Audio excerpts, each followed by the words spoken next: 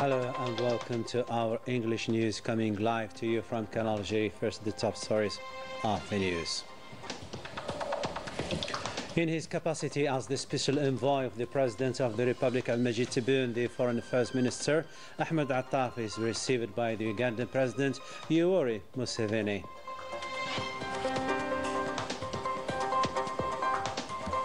The State Secretary to the Foreign Affairs Minister in charge of African Affairs, Selma Bakhta Mansouri, is received by the Burkinabe President, handing him a message from the President of the Republic, Al-Majid Tebboune.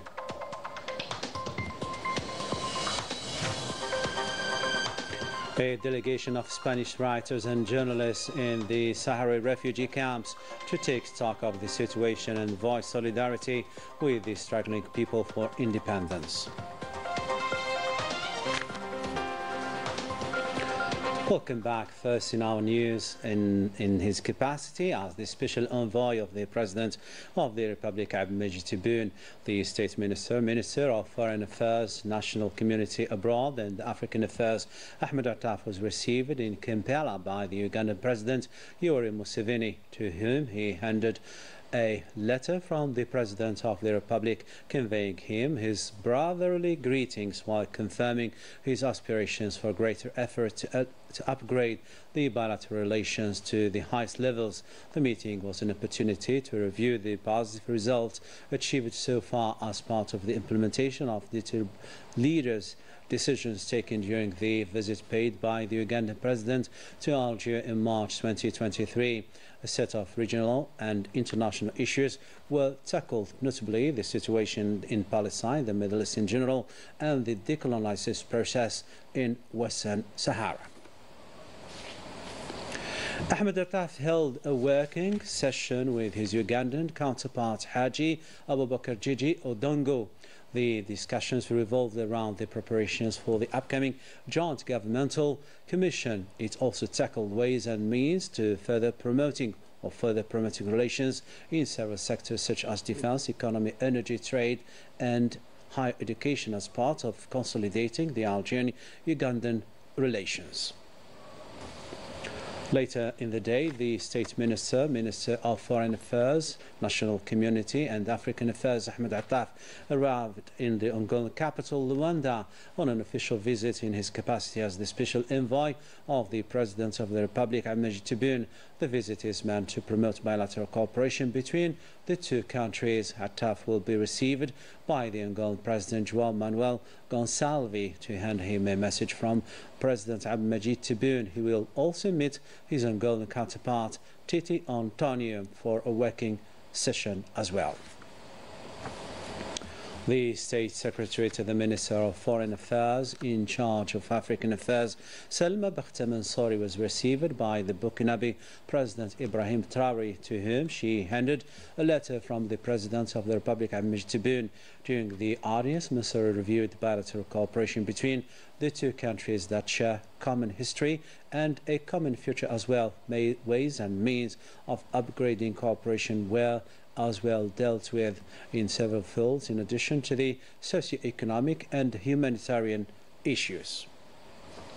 And following the audience, Selma Bakhta Mansouri had this to say to the press.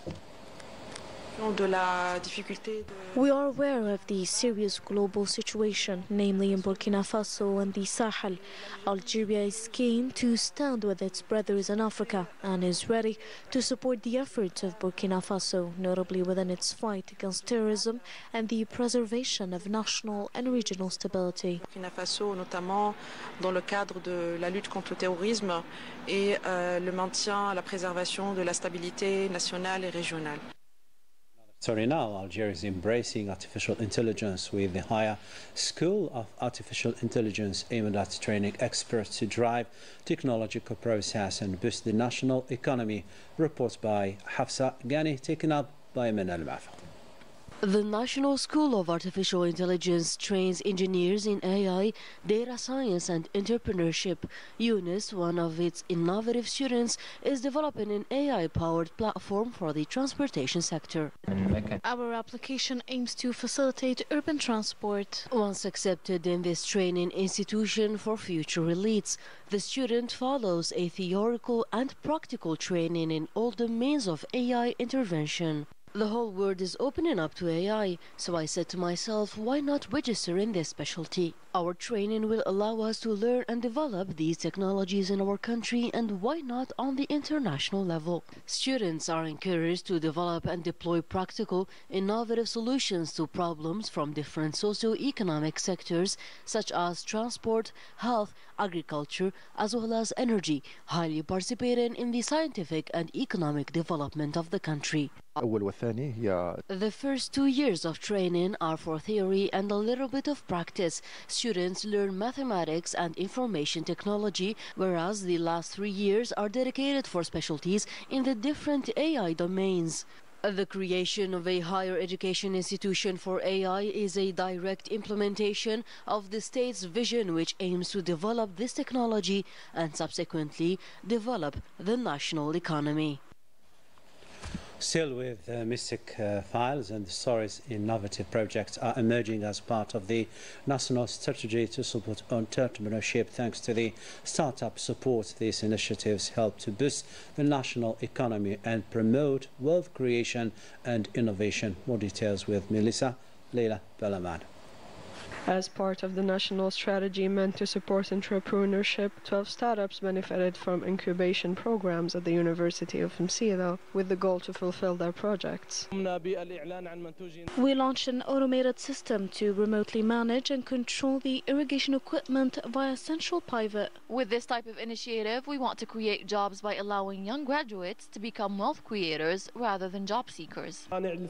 Supporting students in the development of innovative projects via business incubators is an essential pillar for wealth creation. We have developed a model aimed at establishing a collaborative diagnosis between biologists and health professionals. This support system will allow students to contribute to the implementation of the 2024-2029 five-year plan for the higher education and scientific research sector, as defined in the plan of the President of the Republic, which aims to make university a driving force for an innovative economy and wealth creation. الجامعة رافد من روافد الاقتصاد المبتكر وصانعة للثروة. Innovative project leaders will benefit from a dedicated program enabling them to put their ideas into practice, thus contributing and supporting the national economy. You are still tuning to our program and our news coming up to you from Canal Algérie Live. Coming up in our news.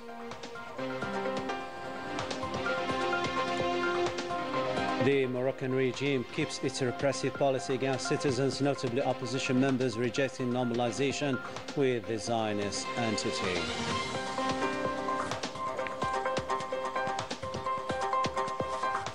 Welcome back to the International Now News. And famine is one of the tools used by the Zionist entity in its genocide on Gaza. Even children are left without milk.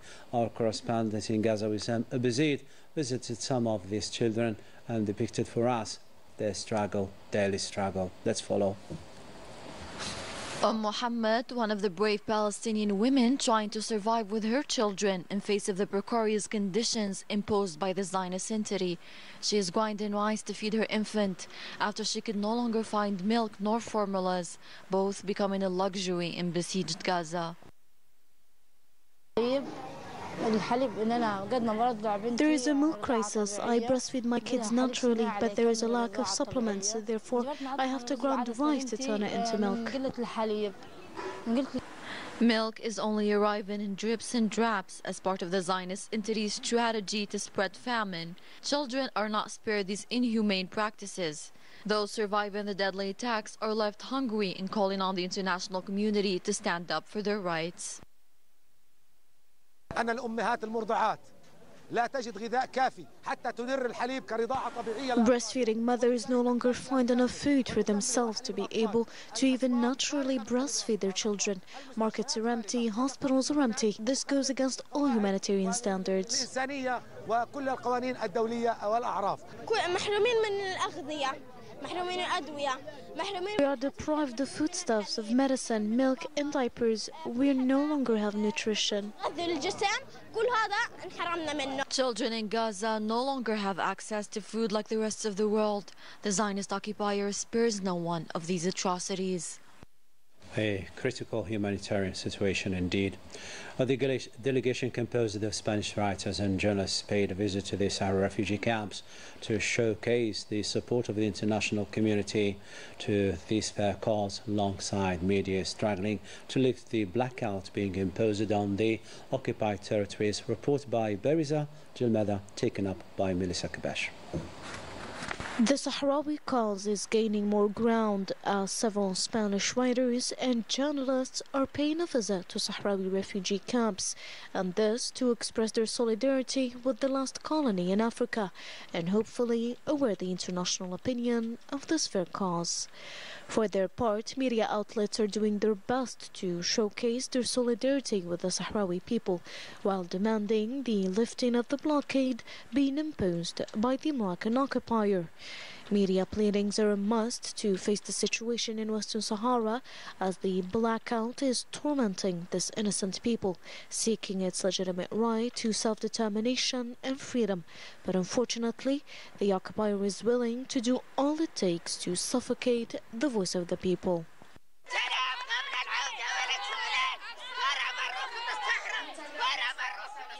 The resistance of the Sahrawi people won't take a break until it regains its sovereignty over its territories, despite the ongoing Moroccan attempts to root out this fair cause from the United Nations agenda.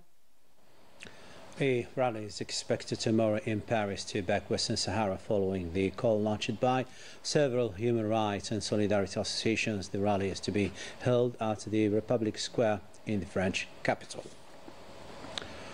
In Morocco, systematic repression continues, silencing more than 1,600 political detainees by throwing them into prisons to suffer the most inhumane conditions, a risky situation despite of which human rights defenders are determined to voice their opposition against the Makhzen practices. Manal Mafa once again. In Morocco, social and economic affairs serve the personal interests of the king and his ally Aziz Akhnouch. While people face growing poverty, the Makhzen regime violently suppresses its people, with over 1,600 political prisoners. And despite this, activists continue to expose the regime's practices. I want to send a clear message to the Moroccan people, expressing my oppression to the regime led by King Mohammed VI, who holds all power. The government presented as a democratic choice is merely a facade protecting the monarch's interests. This illusion of democracy aims to portray him as a hero, while he is a direct responsible for the hardships of the Moroccan people which they face today. The leaders in power seem determined to punish people. I am sick with heart problems and my brother on dialysis. We both suffer under a regime that silences us and deny our basic rights. The government persists in its repressive practices, aiming to crush us and maintain its unjust domination.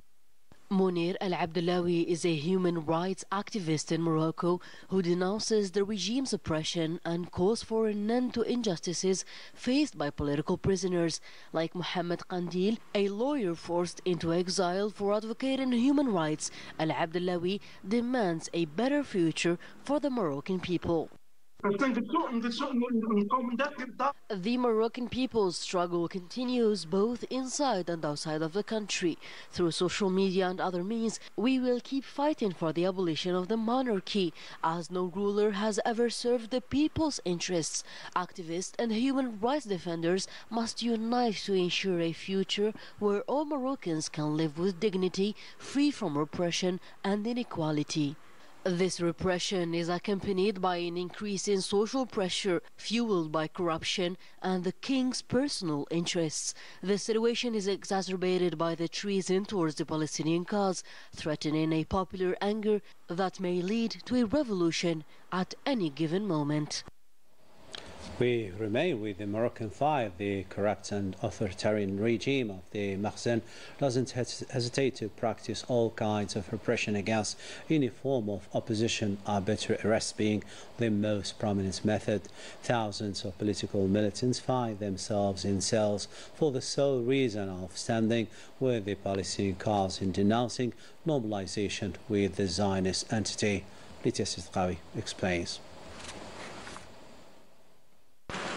As opposition voices denouncing the normalization with the Zionist entity continue to rise in Morocco, so does the oppression. The Makhzen regime shamelessly silences pro-Palestinian voices. Ismail Al-Ghazawi, a Moroccan militant, is the latest victim, following his participation in demonstrations against the passage of ships carrying weapons destined to murder the Palestinian people. He was sentenced to a year in prison in a trial deemed arbitrary. Ismail Al-Ghazawi is one of the many Moroccan militants that oppose normalization and firmly condemn the massacres and genocide in Palestine by the Zionist entity. Driven by the need to protect their common interests with the Zionist entity, the Moroccan elite does not hesitate to go against its own people. Cells in the kingdom are overcrowded with political detainees, militants, and those opposing normalization, where they are subject to inhumane conditions, physical and mental torture, while deprived of health care and often condemned to a slow death. Tezmamert prison, one of the most sinister symbols of the repression, goes down in history as one of the most atrocious places of torture. One of the tools used by a system whose strategy is to terrorize those who dare speak up against repression. These practices are still taking place behind the scenes, ignoring the international condemnation. Back to Algeria, the former coach of several Algerian football teams, Youssef Bouzidi, who passed away yesterday at the age of 67, was buried on Friday at the El Alia Cemetery. Here in Algiers, prominent sporting figures were present, all praising his professional and lofty human values, praying Allah Almighty to accept him in his vast paradise and grant his family and close ones courage and patience during this painful ordeal. As part of the 13th week of the National Football Championship, ES City fell to top of the standing after the 2-2 draw imposed by the visiting side of GS Kabylie. The goals were scored by Diarra and Shabi for ES City and Madani and Sa for GS Kabylie. You know the result. MC El Bayed defeated MC Oran with 1-0. NC Magra and Parado AC tied 1-1 with the same result, ended the game bringing together GS Saura to AC Schliff.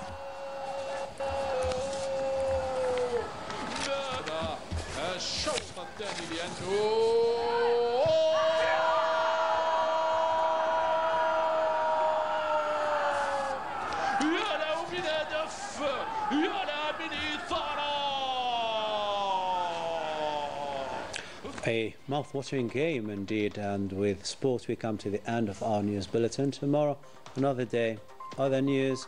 Keep tuning to our channel. Take care and bye-bye for now.